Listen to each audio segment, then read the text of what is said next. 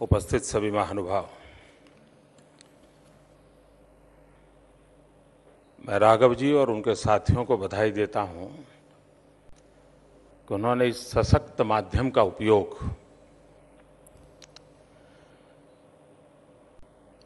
लोक शिक्षा के लिए, विचार मंथन के लिए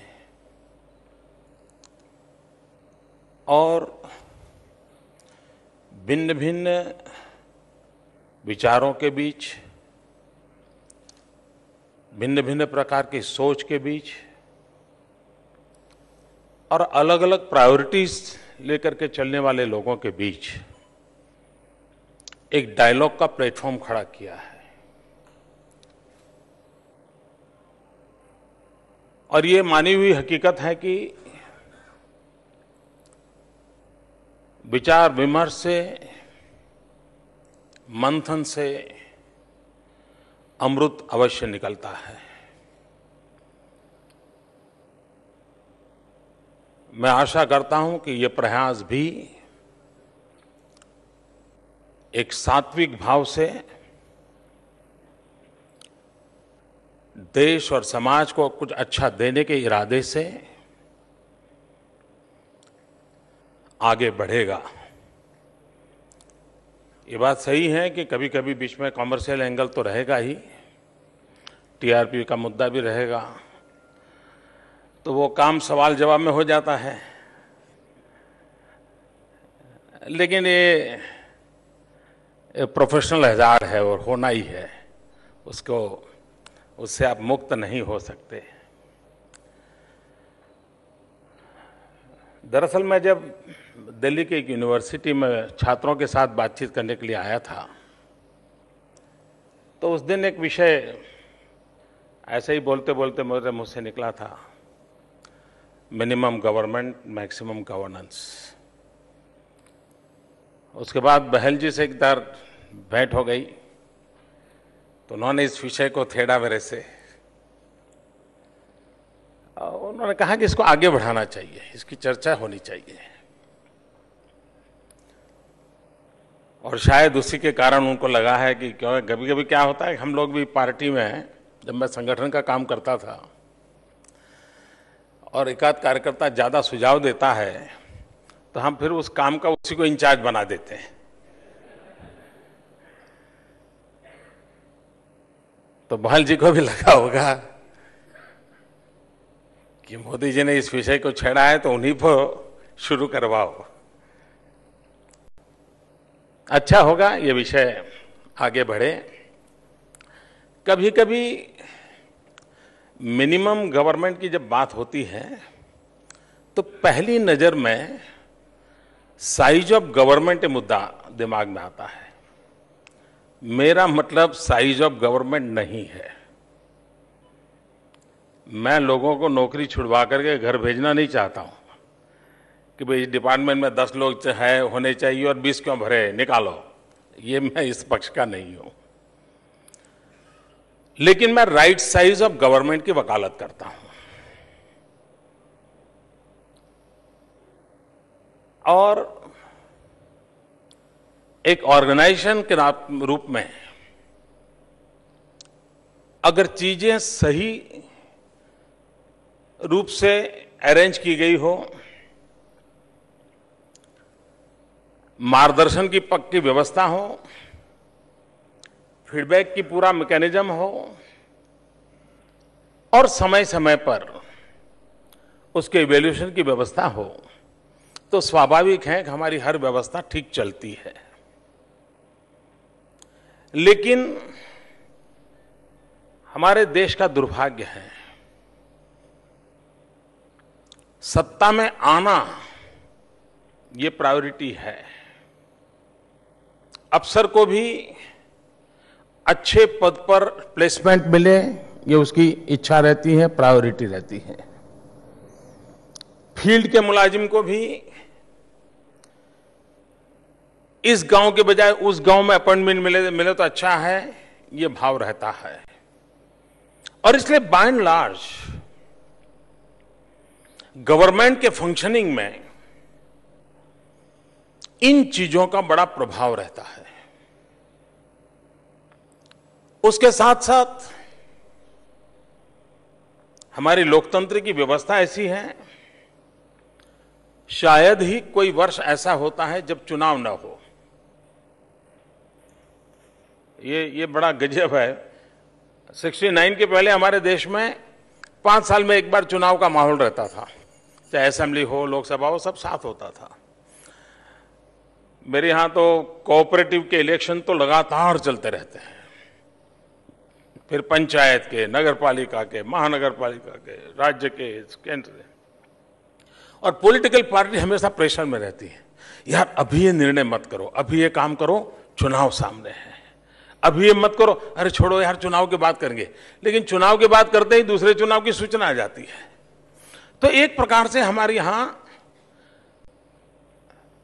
शासक के मन पर इस माहौल का बड़ा प्रभाव होता है और कभी कभी निर्णय टाले जाते हैं, निर्णय डिले किए जाते हैं, या प्रायोरिटी बदल जाती है कि भाई चलिए पहले जनता जनार्दन को प्रसन्न हो, ऐसी कुछ बातें करनी पड़ेगी, वरना हम ही नहीं रहे तो फिर करेंगे कैसे।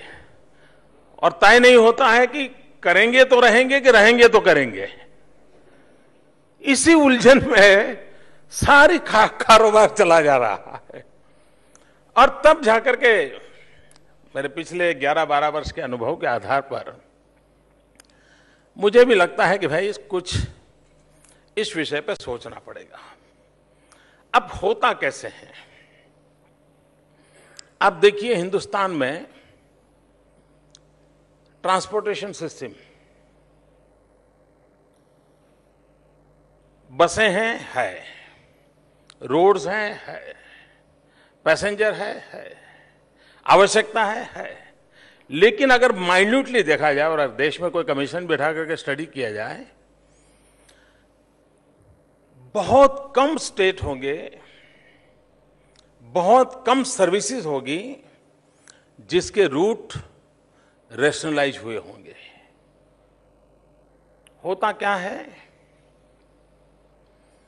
यहां से प्रेशर आया तो लगता है नहीं यार बस को इधर से ले जाओ, कहीं और से प्रेशर आया तो नहीं, बोले सुबह का बंद करो, शाम को बस चालू करो। और प्रेशर के अंतर्गत वो बसों का रूट बदला जाता है। स्थिति ऐसी आती है कि सबकी शिकायत बढ़ती चली जाए, भाई क्या है यार, बेकार है, ये बस सर्विस तो ठीक नहीं है। मैं कभी हवाई जहाज से आप गुजरात आओगे तो देखोगे हमारी नर्मदा कैनाल को, उसे देख करके मुझे बड़ी पीड़ा होती है। कभी कभी ऐसा लगता है ऐसे ऐसे ऐसे कैनाल पूरी निकली है। तो हम कभी अध्ययनों से पूछते हैं कि भाई क्या ये स्ट्रेट वे कैनाल नहीं ले जा सकते थे, इतना ऐसा ऐसा करके क्या आपने इसका, और स्ट्रेट ले जाते तो उसके मल्टीपल यूटिलिटी होती। नहीं, बोले पहले तो डिजाइन ऐसी बनी थी, लेकिन बाद में कुछ गांव वालों का दबाव आया, फिर उनका दबाव आ गया, फिर वो तो सरपंच का ही खेत था तो वहां से तो निकालना ही मुश्किल था। अल्टीमेटली स्थिति ये बन जाती है। कहने का तात्पर्य यह है कि हमारी पूरी डिसीजन मेकिंग प्रोसेस है, उसमें इन सारे दबावों के बीच में चीजें चलती हैं और उसमें से सामान्य मानवी का सरकार के प्रति भरोसा उठ जाता है। आप देखिए इन दिनों प्राइवेट सिक्योरिटी का एक बहुत बड़ा बिजनेस चल रहा है।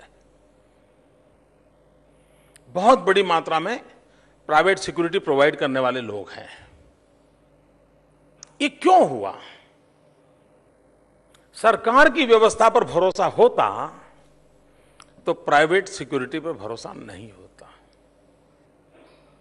ये हमारे मीडिया वर्ल्ड, जब तक हमारे देश में आकाशवाणी थी, दूरदर्शन थी, लिमिटेड अखबार थे, तब तक आम आदमी के बीच बात क्या होती थी? ये कहते थे यार ये तो मैंने बीबीसी पे सुना है,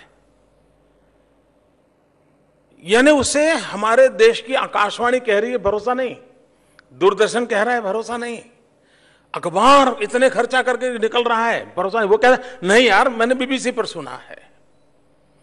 अब ये जो क्रेडिबिलिटी है सरकार की व्यवस्थाओं पर से भरोसा उठ जाना, ये मैं समझता हूं बहुत ही बड़ा खतरा है। और जब व्यवस्थाओं पर से भरोसा उठ जाए तो व्यक्ति अलग रास्ते खोजता है। जब न्याय पर से उसका भरोसा उठ जाए तो खुद ही न्याय करने की दिशा में चला जाता है। यानी इसके कारण पूरी समाज व्यवस्था का डिटोरिएशन भी होता है। समाज की जो परंपरा है, बड़े सदियों से पनपी हुई परंपराएं होती हैं, वे अचानक इसी कारणों से उसमें गिरावट आने लगती है। और इसलिए गवर्नमेंट एंड गवर्नेंस, ये वहां बैठे हुए हैं और लोग और उसके लाभार्थी लोग तक का सीमित विषय नहीं है। ये कुछ उससे भी आगे है, जो समाज जीवन को शक्ति और सामर्थ्य और विश्वास देता है। हम लोग ईश्वरवादी कुछ लोग होंगे, कुछ नहीं लोग होंगे, तो उनको डिबेट का कारण बन सकता है मेरी बात। जो ईश्वरवादी नहीं है उनको मेरी टीका आलोचना करने का भी अवसर मिल सकता है मेरी इस बात से, लेकिन वो टीआरपी में काम आएगा। लेकिन ज्यादातर हम ईश्वरवादी लोग हैं, कुछ भी बात हो तो उनको ईश्वर की सत्ता भाई भरोसा है,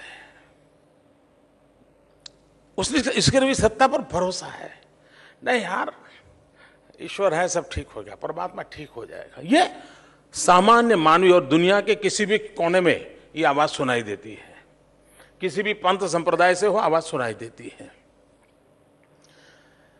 लेकिन खुद की शासन पर नहीं यार, पता नहीं बस आएगी कि नहीं, पता नहीं यार, ट्रैफिक जाम होगा, मैं एयरपोर्ट पर ठीक से पहुंचूंगा कि नहीं पहुंचूंगा, पता नहीं, भरोसा नहीं है। और मैं समझता हूं कि ईश्वर की सत्ता पर भरोसा क्यों है, क्योंकि जिन जिन चीजों को वो गवर्न करता है, जिन जिन बातों के सर्विस वो डिलीवर करता है। सूरज की ओर देख लें अपन, सामान्य मानवी को कभी सुना है हमने कि यार कल दिन में जरा दिया जलाने की व्यवस्था करके रखना, शायद सूरज ना आए तो, पता नहीं भगवान देर से उठ जाए तो। उसको भरोसा है सूर्योदय के समय सूरज आने ही वाला है। कोई डिस्क्रिमिनेशन है कि झोपड़ी है तो सूरज का प्रकाश नहीं जाएगा, अमीर का है तो उसके यहां जाएगा? कोई डिस्क्रिमिनेशन नहीं है। भरोसा इसलिए है ईश्वर के प्रति। कभी कभार यह भी उठता है कि भाई पूरब में तो बड़े पहले आ गया, पश्चिम में तो भी दिख नहीं रहा है, तो क्या पश्चिम ने आंदोलन शुरू किया, क्या पुतले जलाए क्या ईश्वर के? क्या यार वहां तो सूर्य आ गए, यानी वहां भी उसका भरोसा है हमारे समय पर हमारे यहां भी पहुंचेगा। ठीक है, एक साथ सब जगह पे प्रकाश देने का उसका सामर्थ्य नहीं है, तो उसने मैनेजमेंट किया है, 12 आवर में यहां प्रकाश देंगे, 12 आवर वहां कर देंगे। इन सारी व्यवस्थाओं के कारण सामान्य मानवी की ईश्वर की सत्ता पे और हर जीवन के हर क्षेत्र में हम देखेंगे यह नजर आएगा। एक भरोसा है, श्योरिटी है, डिस्क्रिमिनेशन नजर नहीं आता है, सर्वव्यापी है, सर्वस्पर्शी है, सर्वोपयोगी है, ये एहसास होता है। सरकार के संबंध में यह एहसास नहीं होता है, शासन के संबंध में विश्वास सामान्य मानवी को नहीं होता है। और कहां तक ये बात जाती है, यहां भी बैठे हुए कुछ लोगों ने अनुभव किया होगा, मैं आपको लिए बुरा नहीं कहता हूं। किसी मित्र को आपने एसएमएस किया होगा, फिर फोन करके पूछे होंगे एसएमएस मिला? यह होता है, यह आदत के कारण हो रहा है ऐसा नहीं, भीतर कहीं ना कहीं अविश्वास है कि यार एसएमएस तो किया, मिला कि न मिला। कभी उस मित्र पर भी भरोसा नहीं होता कि यार पता नहीं वो कब देखेगा, वो तुरंत थोड़ा देखेगा, तो ये भी रहता है। लेकिन कहने का तात्पर्य यह है कि हमें समाज व्यवस्था में उन चीजों को विकसित करना पड़ेगा जिसके अंदर व्यवस्थाओं में विश्वास बैठे। दूसरी तरफ ये government, big government, small government जो विषय, ये पनपता कैसे है?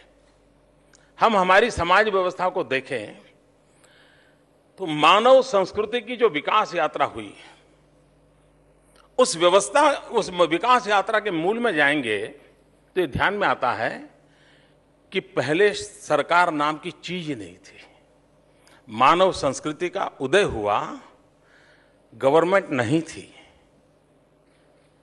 धीरे धीरे मनुष्य की आवश्यकता के अनुसार हजारों साल में आवश्यकता के अनुसार नियमों को लाया गया, व्यक्तियों को जोड़ा गया। ऐसे करते करते गवर्नमेंट के फॉर्म इवॉल्व हुए हैं।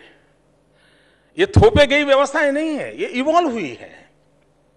समय समय पर कमियां दूर हुई हैं, समय समय पर अच्छाइयां जोड़ी गई हैं, इसमें से इवॉल्व हुई हैं।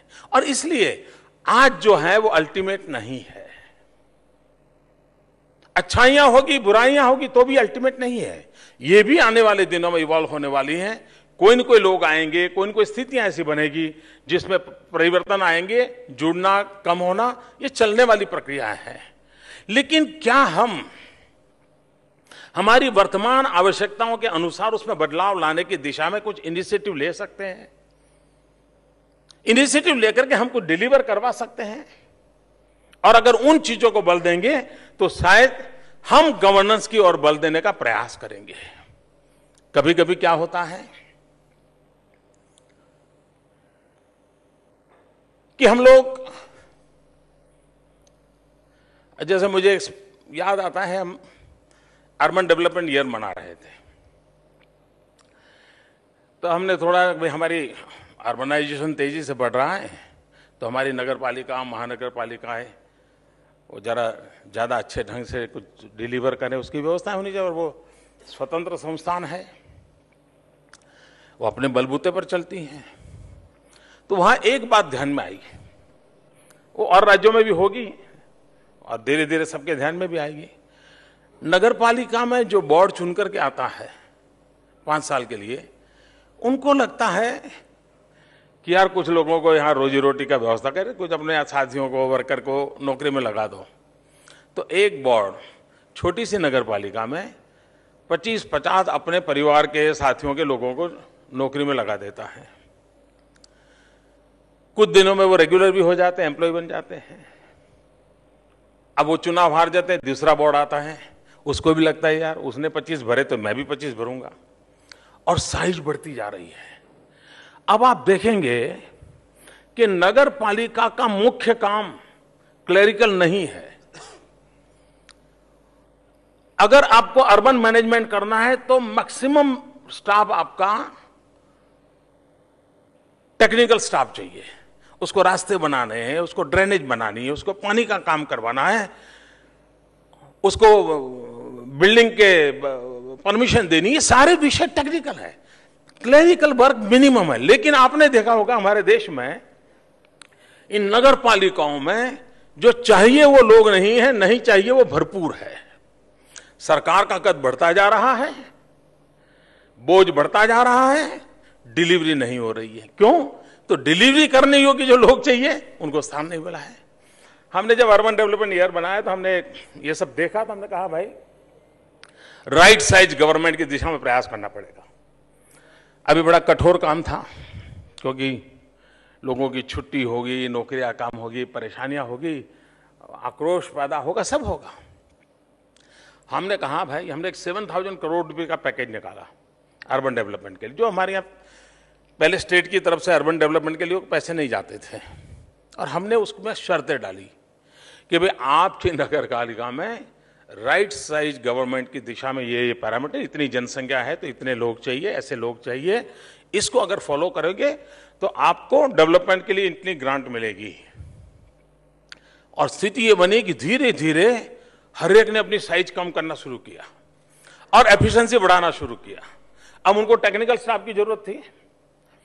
अब टेक्निकल स्टाफ, अचानक तो इंजीनियर वगैरह मिलने की जरूरत नहीं, और गुजरात में तो वैसे भी इंफ्रास्ट्रक्चर के काम इतने चलते हैं कि इस प्रकार के लोग मिलना भी दिक्कत होती है। तो हम क्या करें, हमने एक रास्ता खोजा।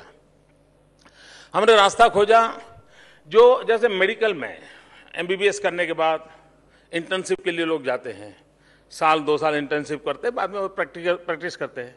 हमने कहा इंजीनियरिंग में भी लाओ, और फाइनल ईयर के स्टूडेंट्स को हमने ऑफर किया कि अगर आप समय देते हैं और नगर पालिका में जाकर के काम करते हैं तो हम आपको इतना पैसे देंगे और आपको काम सीखने को भी मिलेगा। उसका इतना अच्छा रिस्पॉन्स मिला कि सारे इंजीनियरिंग के स्टूडेंट्स 3 महीने, 2 महीने, 5 महीने हमको समय देने लगे। उनको हम नगर पालिका में भेजने लगे। नगर पालिका के जो टेक्निकल काम थे उसको पूरा करने में उसकी मदद मिलने लगी। तो अपने आप में गवर्नेंस में चेंज आया। कहने का तात्पर्य है कि हम अगर चाहें इन व्यवस्थाओं को विकसित करना तो व्यवस्थाओं को विकसित किया जा सकता है। कभी हम कैसे करते हैं, मैं किसी की यहां आलोचना नहीं करता हूं। राजदीप, मैं आगे जो विषय बोलूंगा राजदीप का बड़ा प्रिय विषय है। देखिए हमारे देश में हम कैसे चीजों को कैसे चलाते हैं आपको अंदाज आएगा। ह्यूमन राइट कमीशन, हमें बताइए इस देश में हर ह्यूमन के लिए ह्यूमन राइट कमीशन है कि नहीं है? अगर वो कम पड़ता है और 4 लोग ज्यादा लगाने पड़ते हैं तो हम समझ सकते हैं, लेकिन चूंकि पॉलिटिकल कारणों से हमने क्या किया, ह्यूमन राइट कमीशन की सेंटिटी बढ़ाने के बजाय, ह्यूमन राइट कमीशन की अथॉरिटी को ताकत देने के बजाय, ह्यूमन राइट कमीशन की डिलीवरी सिस्टम को ठीक करने के बजाय हमने क्या किया, ऐसा करो विमेन कमीशन अलग बना दो, एससी एसटी का कमीशन अलग बना दो, लेबर का कमीशन अलग बना दो, माइनॉरिटी का कमीशन अलग बना दो। और उसके कारण ये अब कोई माइनॉरिटी का व्यक्ति या कोई महिला ह्यूमन राइट कमीशन में जाएगी, वो कहता है आप ह्यूमन राइट कमीशन में नहीं, आप वहां जाओ। अब वो ह्यूमन नहीं है क्या? अब एक छोटा सा सवाल जिसने किया होगा उसको ध्यान नहीं आया। मैं और कमीशनों का विरोधी नहीं हूं, उसी इंस्टीट्यूट के अंदर स्ट्रेंथन किया जा सकता था, लेकिन हम साइज बढ़ाते गए, अकाउंटेबिलिटी नहीं बढ़ा रहे, हम व्यवस्थाओं को उस प्रकार से विकसित नहीं कर रहे हैं कि जो व्यवस्थाएं हमारी कुछ डिलीवर करें, आम आदमी को सेटिस्फाई करें। और आवश्यकता है हमारा बल क्या हो, तो हमने क्या एड्रेस किया? क्या हम सेंसिटिव नहीं है? क्या हम सामान्य मानवीय की समस्याओं का समाधान करना चाहते नहीं है? चाहते हैं। मैं किसी सरकार को दोष नहीं देता हूं, लेकिन पॉलिटिकली माइलेज नहीं मिल रहा है तो चलो यार ये भी सगोपा छोड़ दो। और उसके कारण मूल विचार और मूल इंस्टीट्यूशंस को हम तोड़ते चले जा रहे हैं। आवश्यकता यह है कि हम एक इंटीग्रेटेड अप्रोच के साथ उन व्यवस्थाओं को विकसित करने की ओर बल देंगे तो हो सकता है कि सच्चे अर्थ में सामान्य मानवी को जो चाहिए वो देने में हम सफल हो सकते हैं। दूसरी बात है,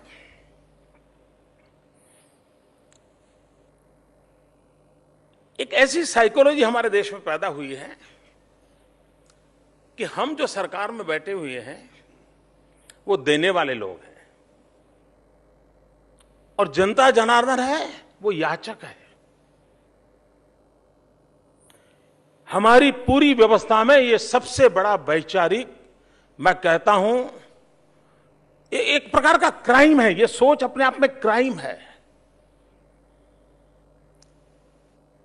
लोकतंत्र के अंदर जब देश हमारा है, लोग हमारे हैं, तो किस व्यवस्था में बैठा हुआ व्यक्ति कौन होता है जिसके मन में यह रहे कि मैं देने वाला हूं? जब तक हम ये भाव पैदा नहीं करते, अपनेपन का भाव पैदा नहीं करते, तब तक सब मिलकर के व्यवस्थाओं को विकसित नहीं कर सकते हैं। और इसलिए समाज जीवन में भी बदलाव की आवश्यकताएं महसूस होती है। अब जैसे हम किसी रोड पर से अपना व्हीकल लेकर के जा रहे हैं, और वहां ग्रीन लाइट है, रेड लाइट है। मैं मानता हूं कि जो ग्रीन लाइट और रेड लाइट है वो गवर्नमेंट है,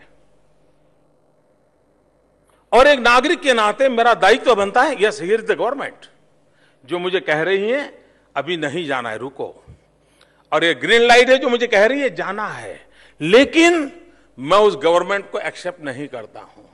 तो गवर्नमेंट की साइज बढ़ती है। कैसे बढ़ती है? तो फिर वहां एक पुलिस वाला लगाना पड़ता है, और फिर पुलिस वाला, लोगों को लगता है अब मुझे कुछ करना नहीं, वो पुलिस वाला ठीक करेगा, तो मैं सिर्फ हॉर्न बजाता रहूंगा, और उसके कारण सारी व्यवस्था विकसित होती नहीं है। अगर एक नागरिक के नाते मैं स्वीकार करता है रेड लाइट ग्रीन लाइट ये गवर्नमेंट है, और गवर्नमेंट मुझे कहती है आधा मिनट मुझे रुकना है, तो यहां गवर्नमेंट का विस्तार करने की जरूरत है, पुलिस वाले की जरूरत नहीं पड़ेगी। बहुत ही रेगुलेटरी व्यवस्था के लिए जरूरत पड़ेगी, लेकिन चूंकि उन व्यवस्था को हम पालन नहीं करते हैं, हमारी चीजें बढ़ती चली जा रही हैं। और कभी कभी नागरिक धर्म गवर्नेंस के साथ जितना रेगुलेटरी अथॉरिटी का जितना काम है, उतना ही नागरिक धर्म के मिलन का आवश्यक है। उसको भी उतना ही 7 साल चलाना पड़ता है। एक पटरी पर हम चीजों को नहीं चला सकते हैं। हमने व्यवस्था और लाभार्थी दोनों की आशा आकांक्षाओं से जुड़ी हुई बातों को साथ लेकर के चलना पड़ेगा, तब जाकर के हम परिवर्तन दे सकते हैं। दूसरी एक हमारे देश में दुर्भाग्य हुआ है, आजादी के 50 साल में किसी न किसी कारण से एक ऐसा भाव जगा है जो हमें बहुत संकट पैदा कर रहा है। वो भाव क्या है? एक तो 2 शब्दों ने हमें तबाह करके रखा हुआ है। कुछ भी होता है तो पूछता है मेरा क्या, कोई भी बात हो तो क्या मेरा क्या, और मेल नहीं बैठा तो कहता है मुझे क्या। शुरू करता है इसमें मेरा क्या, नहीं हुआ तो ठीक है मुझे क्या, करो मरो। ये 2 चीजों ने हमें तबाह करके रखा हुआ है। और उसके कारण क्या होता है, एक गवर्नमेंट की स्कूल है, हम बच्चे को वहां दाखिल करने को तैयार नहीं है। पता नहीं यार मास्टर जी कैसे होंगे, क्या पढ़ाएंगे, भरोसा नहीं है, तो मैं प्राइवेट स्कूल में जाता हूं। क्यों? वो तो सरकार का है। हमारे देश में भाव ही नहीं है कि अस्पताल है वो सरकारी मतलब मेरी है, ये स्कूल सरकारी मतलब मेरी है। हमारे घर में 20 साल पुराना, हमारे घर में 20 साल पुराना स्कूटर हो, हॉर्न के सिवाय सब बजता हो, उसके बावजूद भी हम घर से निकलेंगे तो स्कूटर को ऐसे साफ करते हैं, ऐसी सफाई करते हैं, कितने भी अच्छे कपड़े पहने हो तो भी उसकी सफाई करते हैं।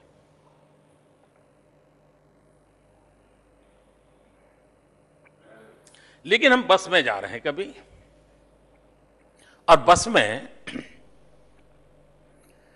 2-3 घंटे की सफर है, नई बस है, मौज से बैठे हैं, साथी मित्र नहीं तो कोई गप्पे गोष्ठी करनी नहीं है, तो हम क्या करते हैं, धीरे धीरे बस के सीट के रेगजीन में यूं उंगली डालते हैं। सबको अनुभव है साहब, मैं ये अपनी बात नहीं बता रहा हूं। धीरे धीरे धीरे उसमें से कुछ निकालेंगे, ऐसे ऐसे करते रहेंगे, और स्टेशन पर उतरते उतरते उसमें 2 इंच का गड्ढा करके जाएंगे। हमें कभी नहीं लगता है कि लाखों रुपया खर्च करके बनी हुई ये बस, मेरा 20 साल पुराने स्कूटर के प्रति मेरा जितना प्रेम है, उतना ही प्रेम ये मेरा है। ये न होने का कारण भी सरकार के प्रति अविश्वास है, गवर्नेंस का अभाव है, और उसने समाज जीवन में ड्यूटेरेशन कैसे लाया है। और आप कोई भी अच्छी बस में बैठ लीजिए साहब, 6 दिन वो अब रेलवे देख लीजिए साहब, रेलवे में जो शीशा लगता है ना, शीशे पर भी ER WR टाइप बनवाते समय लिखवाना पड़ता है। क्यों? रेलवे वालों को भरोसा नहीं है कहीं ये शीशा चला जाएगा तो कोई अपने घर में नहीं लगाएगा, क्योंकि उसमें ER लिखा है। पहले कोने में लिखते थे, अब बीच में लिखते हैं। क्योंकि कोने में लिखते थे तो क्या करते, वो नीचे वाला काट देते थे, रख लेते थे। अब बीच आप चीजों को ऑब्जर्व कीजिए, मुझे समाज जीवन में डिटोरिएशन कैसे आता है, इसका एक नमूना है। और इसलिए गुड गवर्नेंस की एक आवश्यकता यह होती है जन भागीदारी। हमारे यहां एक शब्द तो काफी स्वीकृति हो गई है, मान्यता मिल चुकी है, PPP मॉडल। लेकिन मैं मानता हूं अब वक्त बदला है। पब्लिक प्राइवेट पार्टनरशिप के model only 3P is not enough. अगर हमें सुशासन के विचार को सच्चे अर्थ में चरितार्थ करना है तो हमें P4 के मॉडल पे जाना पड़ेगा।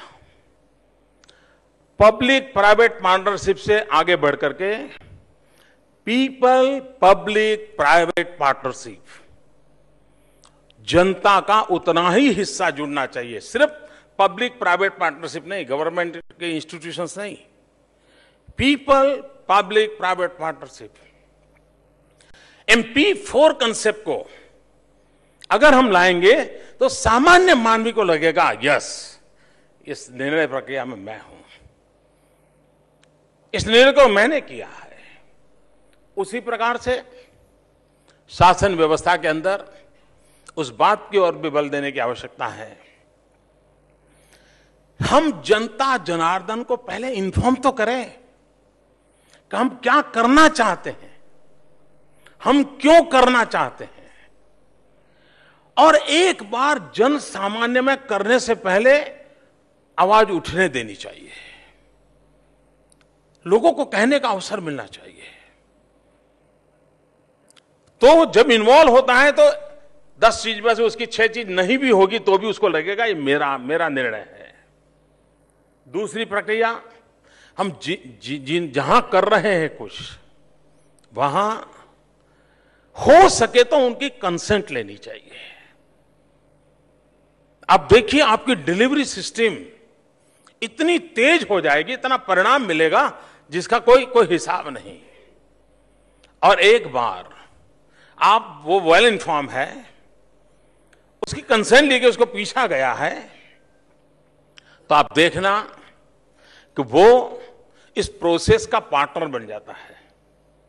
और प्रोसेस का पार्टनर बन जाता है तब गवर्नमेंट के हिसाब से जो काम 6 महीने में होना चाहिए वो 3 महीने में हो सकता है, जो 200 करोड़ में होना है वो 180 करोड़ में हो सकता है। और तब जाकर के उसका सेटिस्फेक्शन लेवल इतना ऊंचा होता है कि हमें स्वाभाविक रूप से परिणाम मिलते हैं। और इसलिए हम लोगों के लिए इन विषयों को महत्व देने की आवश्यकता है।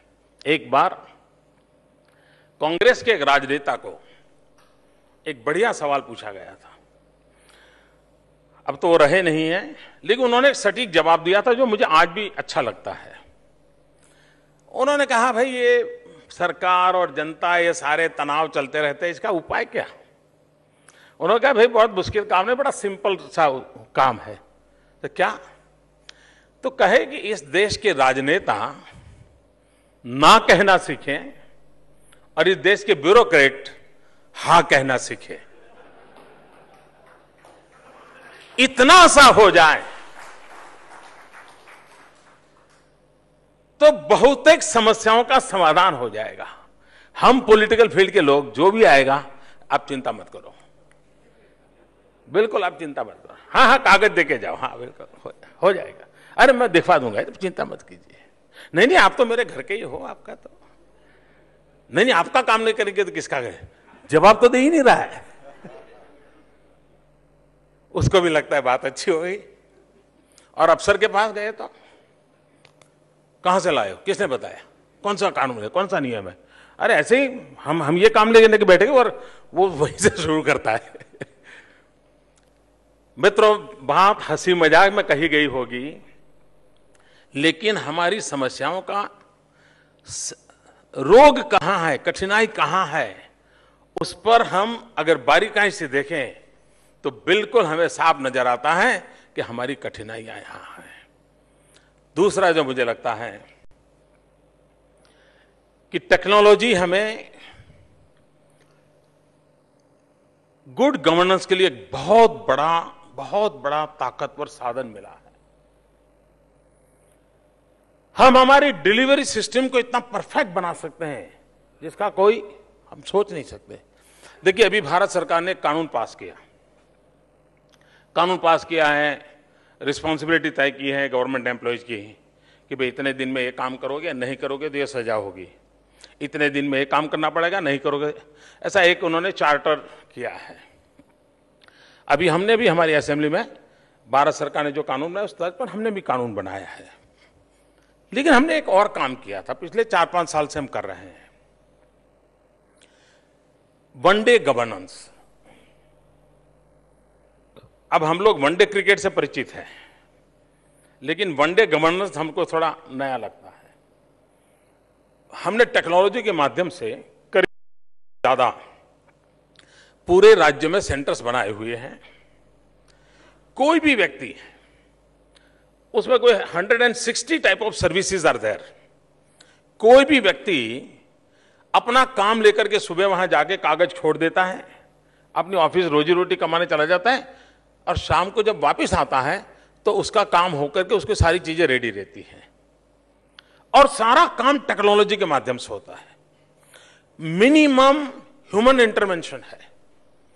अब इसके कारण सामान्य मानवी को संतोष हो रहा है, यार पहले जन्म का दाखिला लेना था तो एक महीने भर इंतजार करना पड़ता था, प्रॉपर्टी का नक्शा लेना पड़ता था तो ये होता था, फलाना लेते ये होता था। ये अच्छा हो गया यार, टेक्नोलॉजी के इस उपयोग का परिणाम। अच्छा, उसका कारण सरकार की इनकम भी बढ़ी है। लोगों को कहा भाई थोड़ा एक्स्ट्रा पैसा देना पड़ेगा, लोगों ने दिया, और लाखों लोग उस चीज का फायदा उठा रहे हैं। हम टेक्नोलॉजी का जितना उपयोग ज्यादा हम डिलीवरी सिस्टम में करेंगे, कभी आपने देखा होगा हमारे देश में न मिलने के मुद्दे पर आक्रोश ज्यादा नहीं होता है, लेकिन किसी अयोग्य व्यक्ति के हाथ कोई चीज चली जाए, उसको जनता सहन नहीं करती है। मेरे हक का था, मुझे मिलने में देर हुई तो वो इंतजार करने को तैयार है, लेकिन उसको तो कोई हक नहीं था, उसको कैसे मिला, वो कैसे ले आया? समाज व्यवस्था इस बात को स्वीकार नहीं करती है, और शासन के प्रति अविश्वास का कारण यह बनता है। मित्रों, मैंने गुजरात में एक छोटा सा प्रयोग किया, उस प्रयोग का हमें बहुत लाभ मिला। हम गुजरात के लोग, पसीने से हमारा संबंध बहुत कम है, पैसों से ज्यादा है। इसलिए खेलकूद वगैरह से हम गुजराती लोग आपको नजर नहीं आएंगे। खेल के मैदान भरे पड़े हैं, बच्चे पसीना बहा रहे हैं, ये माहौल थोड़ा कम है हमारे यहां। लेकिन हमने उसमें चेंज लाने की कोशिश शुरू की, और कोशिश की तो हमने कहा भाई ये खेल कूद में हमारे बच्चे क्यों पीछे रह जाते, कहीं मेल नहीं बैठता है। तो उसमें से हमने एक विचार विमर्श किया, काफी कंसल्टेशन किया, तो ध्यान में आया कि सिलेक्शन सिस्टम में ही सब दोष है। अगर शिमला में खेलने के लिए जाना है तो उस परिवार के बच्चों का नंबर लगेगा, अगर महाराष्ट्र के छोटे से किसी डिस्ट्रिक्ट के हेडक्वार्टर पर ही खेलकूद होने वाले हैं तो दूसरे लॉट ऑफ पीपल के बेटों को चांस लगेगा। अच्छी जगह पे जाना है तो खिलाड़ी एक, थोड़ी कम अच्छी जगह पे जाना है तो खिलाड़ी दूसरे। मैंने कहा भाई खिलाड़ी तो खिलाड़ी होता है, उसके काम अलग क्या होता है। तो हमने सिलेक्शन की सिस्टम को बड़ा साइंटिफिक किया, टेक्नोलॉजी का उपयोग किया। सही माने में जो पोटेंशियल था उनको अवसर मिला, और पिछले 40 साल में हमको जितने मेडल्स मिले होंगे उससे ज्यादा मेडल ही हमारे बच्चे स्टेट लेवल पे, नेशनल लेवल पे पिछले 10 साल में ले आए। इसका मतलब ये नहीं था कि जनता में ताकत नहीं थी, नौजवानों में दम नहीं था, लेकिन ट्रांसपेरेंसी नहीं थी। वो ट्रांसपेरेंसी के अभाव के कारण अविश्वास बढ़ता चला जाता है और अविश्वास बढ़ने के कारण असंतोष का माहौल बनता है जो दूरियां वो खाई पैदा कर देता है और आज शासन, प्रशासन और जनता के बीच में खाई बढ़ती चली जा रही है। उस खाई को कम करने की दिशा में इन छोटे छोटे हमारे जो गैप्स है, उन गैप्स को भरने का काम करना हमारे लिए आवश्यक हो जाता है। और उसको अगर हम करते हैं, टेक्नोलॉजी का अगर हम भरपूर उपयोग करते हैं, तो हम अवश्य इसका फायदा ले सकते हैं। दूसरी बात है डिसेंट्रलाइजेशन ऑफ द पावर। हम तय करें कि सब निर्णय यहीं पर होंगे, सब काम यहीं पर होगा, तो हम कभी कुछ डिलीवर नहीं कर सकते हैं। आपको हैरानी होगी, कोई स्टेट ऐसा हो सकता है कि जो किसी गांव में पानी की पाइप डाल रहा हो वहां की नगरपालिका और ये कहे कि हमें पूछे बिना पाइपलाइन नहीं डाल सकते? ऐसा कभी सोचा है? हर कोई, गांधीनगर में हमारी सरकार होगी तो भी कहेंगे भाई आनंद के अंदर पाइपलाइन डालना वो आपका काम है, आप निर्णय करो और डालते चलो, आगे बढ़ो। पैसों की दिक्कत होगी तो सोचेंगे। आपको हैरानी होगी, हम गुजरात में गैस ग्रिड का काम कर रहे हैं। हम सोचते हैं कि लोगों को पाइपलाइन से गैस दें, पाइपलाइन से गैस दे रहे हैं। भारत सरकार ने हम पर एक फतवा निकाल दिया कि ये गैस डालने का काम भारत सरकार का, आप नहीं डाल सकते। मुझे बताइए वो कहां से डालेंगे, कब डालेंगे, कैसे करेंगे? अब ये हमने वादा किया कि हम पाइपलाइन से गैस डालेंगे, उन्होंने घोषणा की कि 6 सिलेंडर से ज्यादा मिलेंगे नहीं। मैं कहता हूं मैं 24 घंटे पाइपलाइन से घर में गैस दे दूंगा। दोनों के बीच में कॉन्फ्लिक्ट चल रहा है और मुझे सुप्रीम कोर्ट पर जाना पड़ा है कि भाई कम से कम पाइपलाइन डालने का तो मुझे अधिकार दीजिए। और इस प्रकार के जो कॉन्फ्लिक्ट्स हैं, सेंट्रलाइजेशन ऑफ पावर है, वो पूरी डिलीवरी सिस्टम को डिरेल कर देता है और जो हमें असंतोष की आग में झोंक देता है। विश्वास पैदा नहीं होता है। फिर उसको लगता है ब्लैकमेल से सिलेंडर मिलेगा तो लाऊंगा यार, लेकिन ये इसमें मुझे पड़ना नहीं है, तो ब्लैक मार्केट से वो कर करके ले आता है। क्यों ना हम इन चीजों को बदले? सामान्य मानवी को असंतोष कहां से होता है? अब जैसे सरकारी व्यवस्था में एक बॉयलर इंस्पेक्टर का डिपार्टमेंट होता है और जो इंडस्ट्री में बॉयलर्स होते हैं वो बॉयलर सही है, ठीक है, कोई प्रॉब्लम नहीं है, इसका इंस्पेक्शन करने के लिए जाता है। अब वो बॉयलर इंस्पेक्टरों की संख्या कम होती है, इंडस्ट्री बढ़ते बॉयलर की संख्या भी बढ़ती जा रही है इंडस्ट्री, और इसलिए चीफ मिनिस्टर मिलना संभव होता है लेकिन बॉयलर इंस्पेक्टर मिलना मुश्किल होता है। वो कहता है कि यार अप्रैल की 30 तारीख को मेरा इंस्पेक्शन का सर्टिफिकेट चाहिए, वो कहता है मैं नहीं आ सकता, मेरी बहुत और लोगों को देखना है। और फिर जब तक वो व्यवहार नहीं करता तब तो वो इंस्पेक्शन के लिए जाता नहीं, इंस्पेक्शन के लिए जाता है, इंस्पेक्शन करता है। और इंस्पेक्शन भी क्या करता है जी, ऐसे ही खड़े खड़े देखता है। साहब हमने एक छोटा सा कानून बनाया, सरकार को ये इंस्पेक्शन की झंझट करनी क्यों चाहिए? मुझे बताओ ना। जिसकी इंडस्ट्री है वो क्या ऐसा बॉयलर चलाएगा ताकि मर जाए? वो भी तो चिंता करेगा भाई। ये सरकार किसी की कार का इंस्पेक्शन करती है क्या, ब्रेक ठीक है कि नहीं है? भरोसा है भाई वो ब्रेक ठीक नहीं होगी तो नहीं जाएगा, ठीक करके जाएगा। कुछ चीजों पर भरोसा करना चाहिए। बॉयलर इंस्पेक्शन का हमने सारा डिसेंट्रलाइज कर दिया और हमने कंपनियों को कह दिया कि आप आउटसोर्स प्राइवेट पार्टियां हैं, उनसे सर्टिफिकेट ले लीजिए, हमें सिर्फ सर्टिफिकेट भेज दीजिए कि 6 महीने में जो इंस्पेक्शन हुआ था ये पैरामीटर थे एंड अथॉरिटी ने कह दिया okay we will accept it. पूरी सरकार निकल गई। हम सरकार को कैसे बाहर निकालते चले। अभी अभी हमने इसी असेंबली में एक रिजोल्यूशन किया है। आज भी शायद, मुझे मालूम नहीं यहां क्या है, एक जमाना था जब मल्टी स्टोरीड मकान बहुत कम थे, लिफ्ट हो ऐसे मकान 25-30 साल पहले तो बहुत कम थे, और कभी कभी तो गांव का आदमी आता तो लिफ्ट कैसी होती वो देखने जाता था, देखने जाते लिफ्ट कैसी होती। आपको शायद आश्चर्य होगा मित्रों, स्टेट लेवल पे लिफ्ट इंस्पेक्शन का एक डिपार्टमेंट होता है, और ये लिफ्ट सही है कि नहीं है वो देखता है। और जब एक आध एक्सीडेंट हो जाता है तो सारे मीडिया को गवर्नमेंट ये नहीं करती वो नहीं करती, ये इश्यू बनता है। स्वाभाविक है, कोई निर्दोष आदमी मारा जाता है उसमें। अभी हमने कानून बनाया, क्योंकि अब इतनी लिफ्ट्स हैं मित्रों कि कौन इसका इंस्पेक्शन करने जाएगा।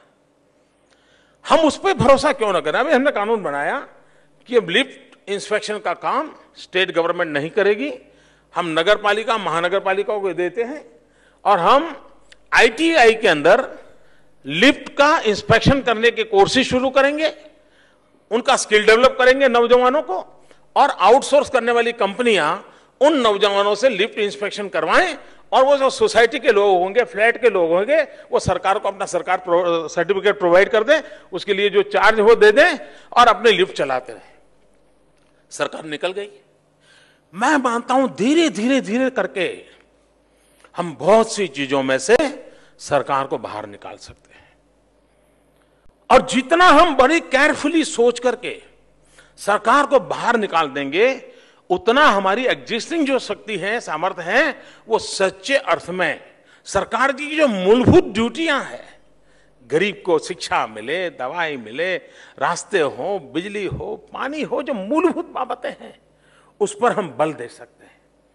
ये आज हम ये ऑर्नामेंटल एक्टिविटी में लग गए हैं, सारी शक्ति हमारी उलझी हुई है, उस एक्टिविटी में से हम बाहर आ सकते हैं, और उसकी ओर हम जितना ध्यान दे सकते हैं, मुझे लगता है कि हम उतना दे सकते हैं। इतना ही नहीं, कुछ बातें आज मेरे मन में आ रही थी तो मैं ऐसे ही थोड़ा उसको कागज पर लिख रहा था। मुझे लगा शायद आपको, जो जैसे मैंने प्रारंभ में कहा,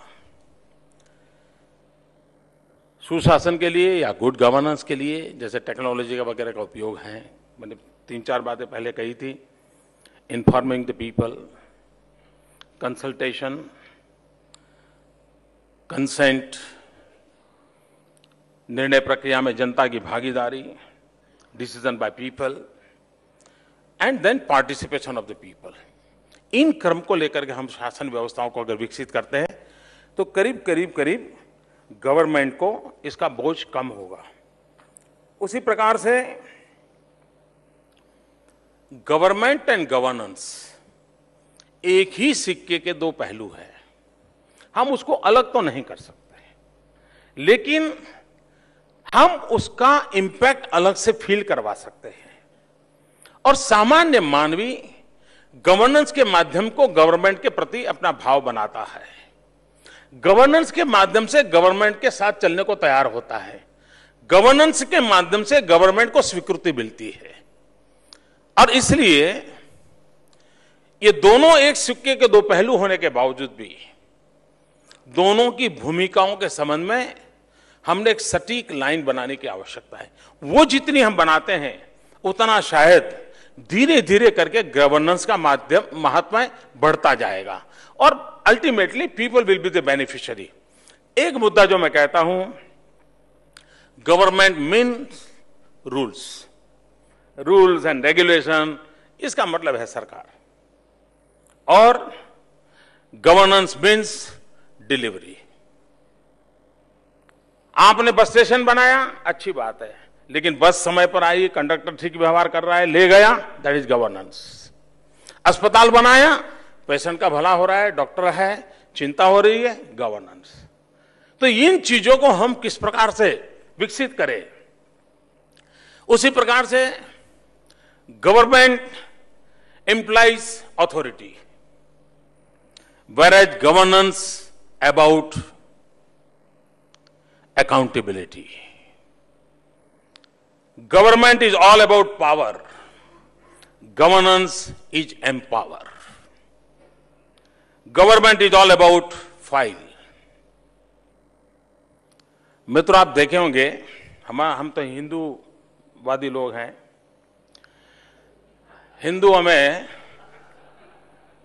हिंदुओं में 4 धाम की यात्रा करो तो मोक्ष हो जाता है, हैं? 4 धाम की यात्रा करो तो मोक्ष हो जाता है।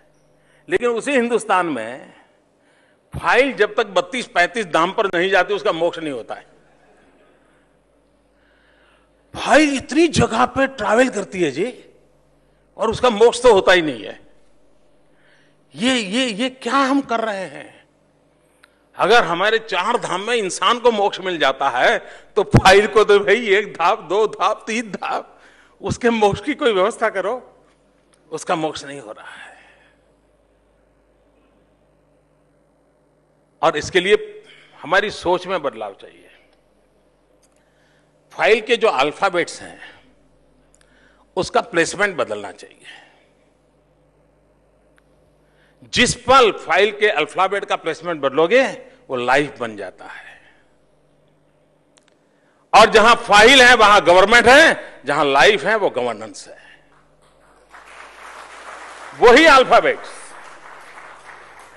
LIFE, FILE, वही अल्फाबेट्स। अगर हम फाइल में लाइफ भर दें मित्रों, तो आप देखना गवर्नेंस की एक अनुभूति होने लगती है। और इसलिए गवर्नमेंट भले फाइलों में उलझी हुई हो, लेकिन गवर्नेंस फाइलों में न उलझे, वो लाइफ से जुड़े। ये अच्छे गवर्नेंस की आवश्यकता होती है, उस पर हमें बल देना चाहिए। उसी प्रकार से फाइनेंशियल दुनिया की जब चर्चा करते हैं तब मेरे हिसाब से गवर्नमेंट इज अबाउट आउटले। हमारा इतने 1000 करोड़ का बजट था, इतना 1000 करोड़ हमने दे दिया। लेकिन as far as governance is concern, is about outcome. और हमारे देश में सब सरकारें वकालत जो करती हैं या दलीलें करती हैं वो आउटले की करते हैं, आउटकम की हमारे यहां चर्चा ही नहीं हो रही है। और अब तो मैं नेक्स्ट स्टेज पर सोच रहा हूं कि हमने आउटकम को भी सोशियो इकोनॉमिकल इंपैक्ट क्या है उस तराजू तक तोलना चाहिए। और तब जाकर के हमारे पैसे सही रूप में उपयोग में आ रहे हैं कि नहीं आ रहे हैं। हमने स्कूल खोला, आउटले हुआ। स्कूल बन गया, आउटकम हुआ। लेकिन जब तक उस गांव के बच्चे पढ़ते नहीं हैं, पढ़ करके आते नहीं हैं, तब तक सोशियो इकोनॉमिकल इंपैक्ट हुआ कि नहीं हुआ उसका ध्यान नहीं जाता है। और इसलिए हमें हमारी शासन व्यवस्था को उस दिशा में विकसित करना पड़ेगा। सिर्फ हमने व्यवस्थाएं खड़ी कर दी, इससे बात बनती नहीं है। हमारा काम है कि समाज जीवन में बदलाव कैसे आए। एक छोटा उदाहरण देता हूं। हमारे यहां साबरमती रिवर फ्रंट की चर्चा होती है। कई लोग आते हैं, उसको देखते हैं, उसकी बड़ी चर्चा है। अहमदाबाद के हमारे नागरिकों के लिए वाह, मोदी जी ने बड़ा अच्छा कर दिया यार, नदी में पानी दिखता है। पहले तो नदी में मिट्टी के ढेर थे, सर्कस आता था, गधे दौड़ते थे। अब ये अच्छा लगता है, आनंद है। लेकिन जब हमने उसका सोशियो इकोनॉमिकल सर्वे करवाया, इतना इंटरेस्टिंग था, हम उसमें से कार्बन क्रेडिट कमाने लगे। साबरमती रिवर फ्रंट के काम से हम कार्बन क्रेडिट कमाने लगे। हमने सिद्ध किया कि अहमदाबाद म्युनिसिपल कॉर्पोरेशन का बिजली का बिल पर ईयर 15 करोड़ रुपया कम हो गया। क्यों? तो वाटर टेबल ऊपर आए, नदी में पानी आने, वाटर टेबल ऊपर आए, बिजली की खपत कम हो गई। प्राइवेट सोसाइटीज जो थी, जिनका अपना ट्यूबवेल था, उनका भी किसी का 250 खर्चा कम हो गया, किसी को 2500 कम हो गया। इकोनॉमिकल फायदा लोगों को लगा, हाँ इसका इंपैक्ट है। मित्रों, पानी के कारण बीमारियों की संभावना सबसे ज्यादा होती है। साबरमती में दरदा पानी आने के कारण ट्यूबवेल के पानी में भी शुद्धि हुई और उसके कारण फ्लोराइड वगैरह बहुत कम हो गया। और अच्छा पानी पीने के कारण उसकी इम्यूनिटी बढ़ी, उसका रेजिस्टेंस पावर बढ़ा, उसके कारण कितनी ही कठिन परिस्थिति क्यों हो, हमारे यहां एपिडेमिक की स्थिति नहीं आती है अहमदाबाद में। लोग बीमार पड़े, अस्पतालों में भरे पड़े, वो स्थिति नहीं आई, पिछले 7-8 साल से नहीं आई। मित्रों, हम जब तक आपने आउटकम किया, आउटले किया, सब किया, लेकिन हमने हर चीज का सोशो इकोनॉमिकल सर्वे करते चले जाएंगे तो हम चीजों को करेक्ट करेंगे और बाद में फालतू काम हमारे कम होते जाएंगे। हम बहुत फोकस एक्टिविटी पर जाएंगे और धीरे धीरे हम बदलाव ला सकते हैं। मित्रों, कई विषय हैं जिसकी मैं बहुत विस्तार से आपसे बातें अपने अनुभव के आधार पर कह सकता हूं, लेकिन मैं बहल जी और उनकी पूरी टीम का अभिनंदन करता हूं कि उन्होंने एक अच्छे विषय की बहस का प्रारंभ किया है और आने वाले दिनों में पूर्ण रूप से राजनीतिक छींटाकशी के बिना बहुत ही स्वस्थ मन से इन चीजों की हम चर्चा कर सकते हैं और हम देश को दे सकते हैं। मित्रों, मैं अनुभव से कहता हूं, एग्जिस्टिंग सारी चीजों से अच्छा हो सकता है। मित्रों, सब कुछ अच्छा हो सकता है अगर हमारे पास योजना हो, इच्छा शक्ति हो, जनता का विश्वास हो, जनता की भागीदारी हो और टाइम फ्रेम में हमारा काम करने की स्ट्रेटेजी हो, हम परिणाम ला सकते हैं। उस अच्छे परिणामों की आशा के साथ हमारे देश को सिर्फ सरकार नहीं, लेकिन सुशासन पर हम बल दें, गुड गवर्नेंस पर बल दें और सुराज्य का सपना सुशासन से ही पूरा होगा। उसको पूरा करने के लिए हम सब मिलकर प्रयास करें। मुझे विश्वास है कि इस में से जो भी आगे चल करके चर्चाएं होगी, जो निकलेगा, देश की शासन व्यवस्था से जुड़े हुए हर किसी को उपयोगी होगा। इसलिए मैं इस पूरी टीम का बहुत बहुत अभिनंदन करता हूं। बहुत बहुत धन्यवाद।